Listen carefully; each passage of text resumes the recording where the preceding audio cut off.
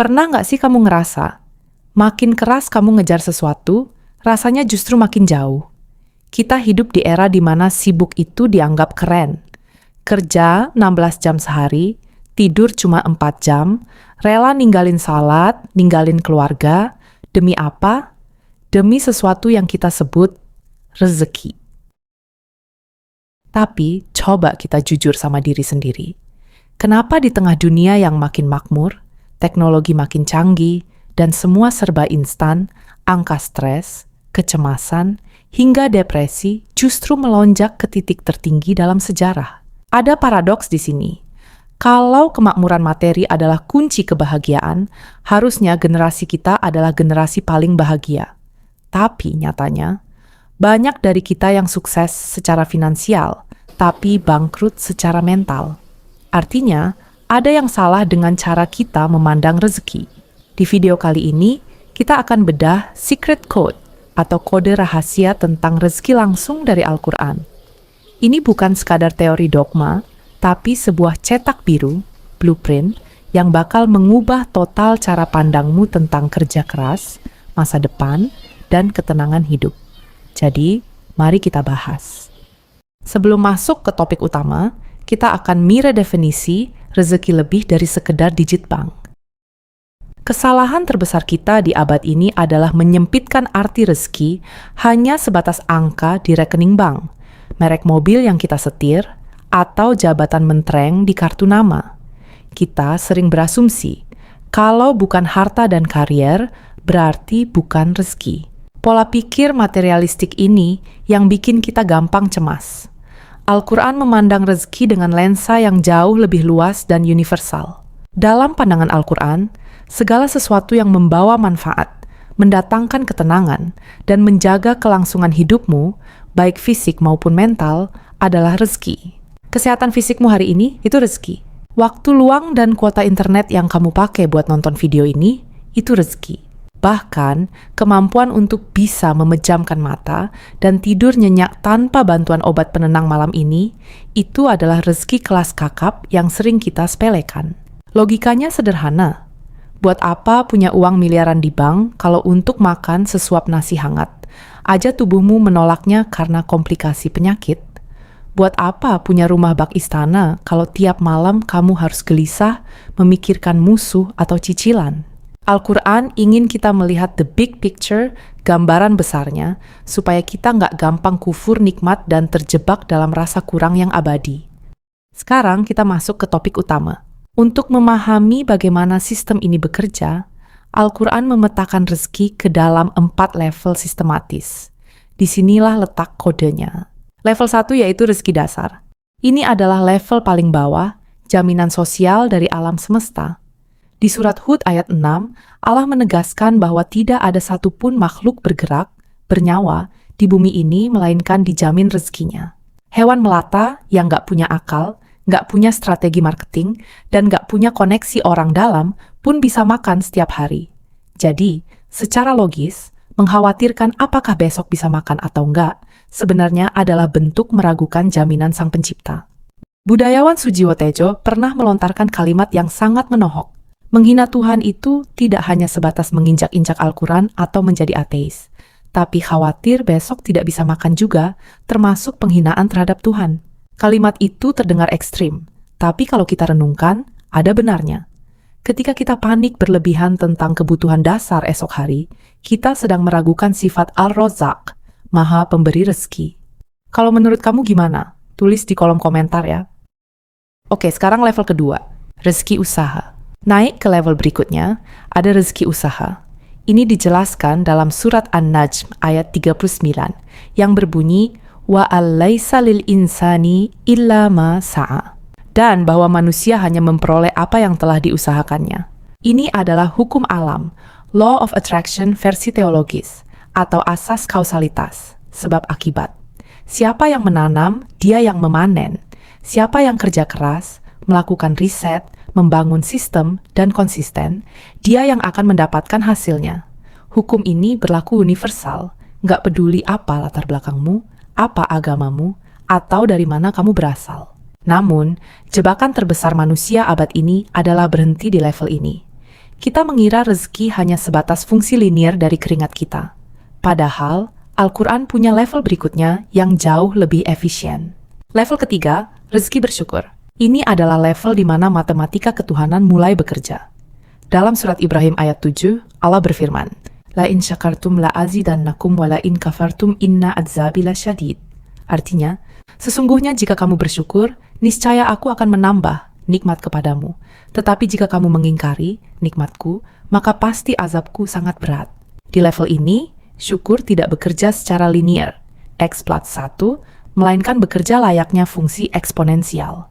Jika X adalah tingkat rasa syukur dan penerimaan kita saat ini, maka output nikmat yang dihasilkan dirumuskan sebagai nikmat sama dengan X pangkat N, yang dimana N adalah indeks pelipat gandaan yang terus membesar seiring dengan ketulusan hati kita. Kalau kalian bingung, intinya semakin banyak syukur kita terhadap nikmat yang Allah berikan, semakin banyak pula pangkat yang akan dikalikan untuk rezeki kita. Syukur itu adalah magnet yang menarik kelimpahan dengan cara memvalidasi apa yang sudah ada. Kunci utamanya sederhana, akui, nikmati, dan berterima kasih atas rezeki sekecil apapun saat ini. Begitu kamu membuka pintu syukur, alam semesta akan melipat gandakan volumenya tanpa kamu duga. Kunci utamanya itu adalah mengakui dan berterima kasih atas rezeki sekecil apapun yang Anda miliki saat ini. Jadi, kalau kita bersyukur, rezeki kita bakal ditambah berkali lipat. Dan level keempat, rezeki tak terduga. Ini adalah level tertinggi, min haitsu la yahtasib. Rezeki yang datang lewat jalur bypass karena faktor ketakwaan dan ketawakalan tingkat tinggi.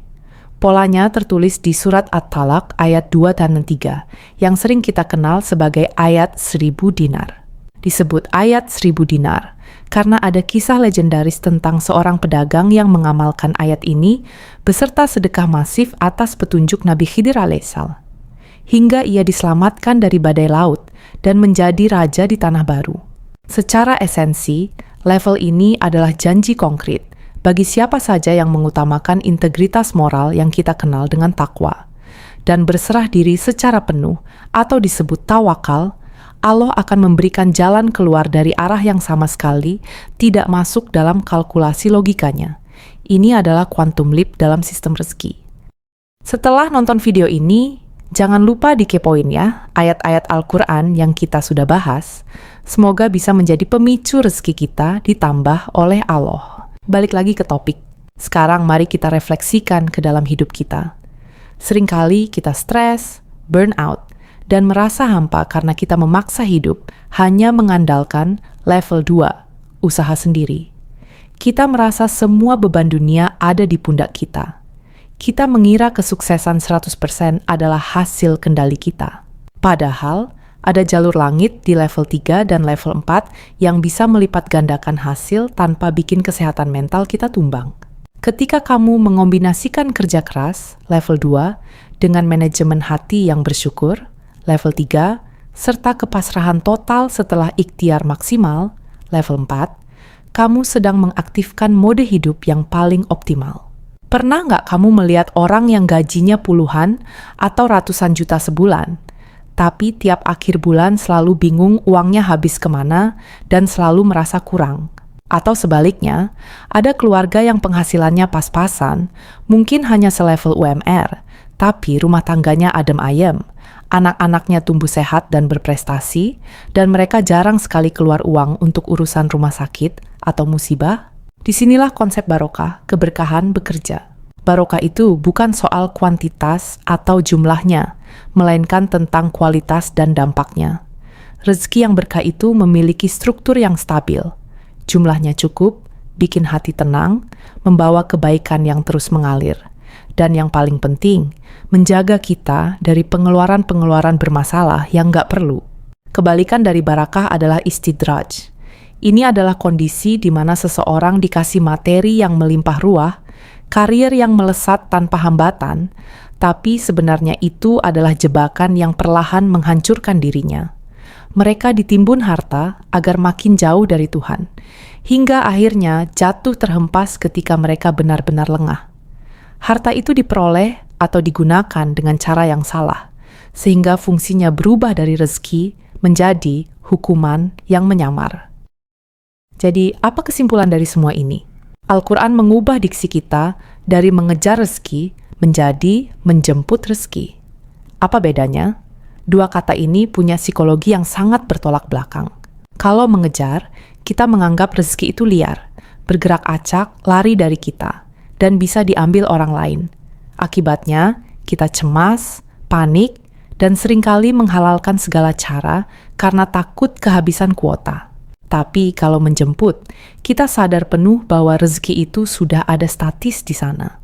Sudah dialokasikan, sudah ditakar, dan sudah ada manifest alamatnya atas nama kita. Tidak akan pernah tertukar dan tidak akan pernah tertunda jika waktunya tiba. Tugas kita bukan memikirkan hasilnya, melainkan berjalan menjemputnya dengan cara yang paling terhormat, profesional, kreatif, jujur, dan berintegritas. Setelah proses jemputan itu selesai kita lakukan dengan maksimal, hasil akhirnya, serahkan kembali pada pemilik alam semesta. Itulah esensi sejati dari tawakal.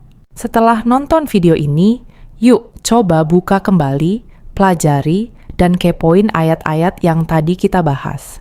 Semoga ini bisa jadi pemicu agar rezeki kita tidak hanya bertambah secara angka, tapi juga bertambah secara keberkahan.